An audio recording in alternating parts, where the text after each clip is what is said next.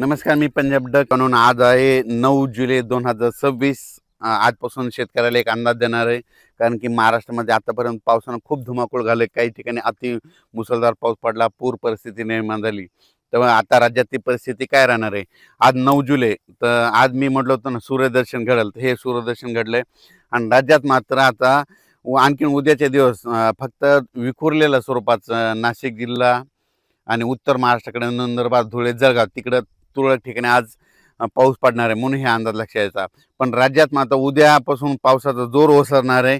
11 तारखेला एकदम संपूर्ण पाऊस राज्यातला ओसरला दिसेल. मुंबईचा देखील पावसाचा जोर ओसरणार आहे, पुण्याकडला ओसरणार आहे, नाशिकचा ओसरणार आहे, कोकणपट्टी घाटमाथ्यावरचा देखील 2 दिवसानंतर ते देखील जोर ओसरणार आहे. आता खूप काही मोठा पाऊस पडणार नाही.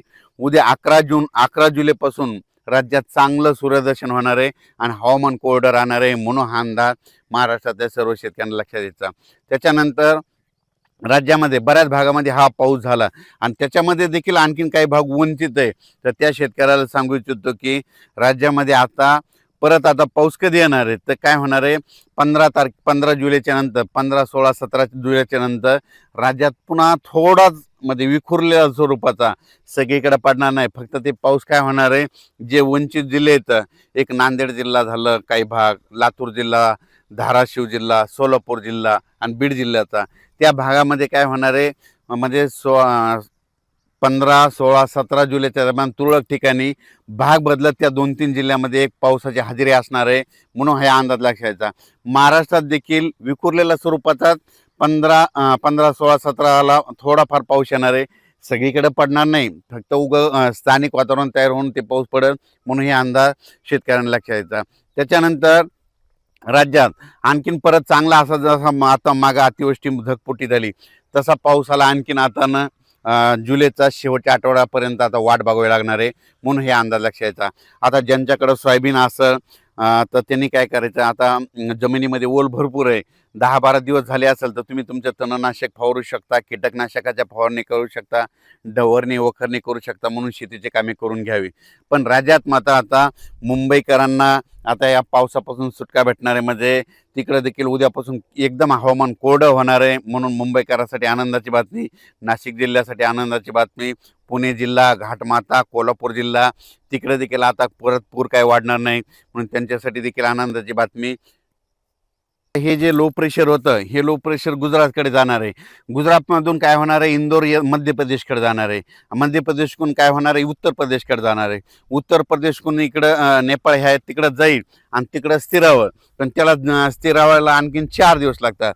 मग जवळपास 12 तारखेला जोपर्यंत शांत होत नाही तोपर्यंत आपल्या इकडं महाराष्ट्रामध्ये जवळपास 12 तारखेपर्यंत आता उद्यापासून आजपासून चांगलं वारं सुरुवात होईल आणि ते शांत होऊस तर परत पुन्हा काही आता एखादी प्रणाली तयार होत नाही म्हणून हे अंदाज लक्षात यायचा.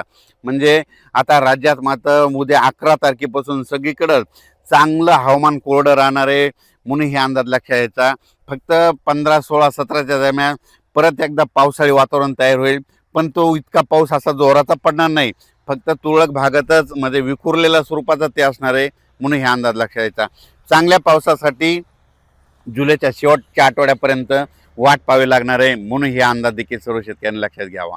सोशल मीडियातून काय व्हायला थोड्या अफवा पसरत आहेत की परत आता पाऊस येणार नाही. शेतकऱ्यांना घाबरू नका, पाऊस येणार आहे. जुलैच्या शेवटच्या आठवड्यात देखील असाच एकदम आता जसा पाऊस आला ते चांगला पाऊस येणार आहे. पण तुम्हाला एक सांगू इच्छितो, 15, 16, 17च्या दरम्यान देखील थोडाफार पाऊस असणार आहे म्हणून शेतकऱ्यांनी तुम्ही काय करा, आपण आपले शेतीचे कामे करून घ्या, तणनाशक मारून घ्या, कीटकनाशक मारून घ्या.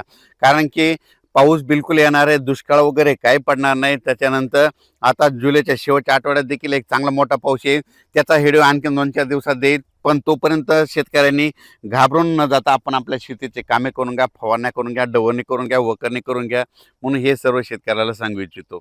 ह्या पावसातून देखील महाराष्ट्रामध्ये काही तालुक्यामध्ये 10-15 गावं, 5-7 गावं असे वंचित राहिलेले आहेत. सोलापूर जिल्ह्यातले, लातूर जिल्ह्यातले, बीड जिल्ह्यातले, तिकडं नांदेड जिल्ह्यातले, परभणी जिल्ह्यातले, पालम ह्या परिसरातले त्या भागातल्या शेतकऱ्याला सांगू इच्छितो, आज देखील आज 9 जुलै, 10 आणि 11 ह्या 3 दिवसात देखील काय होणार आहे, विखुरलेल्या स्वरूपाचा पाऊस पडणं तुम्हाला पडू शकतो म्हणून हे अंदाज लक्षात यायचा.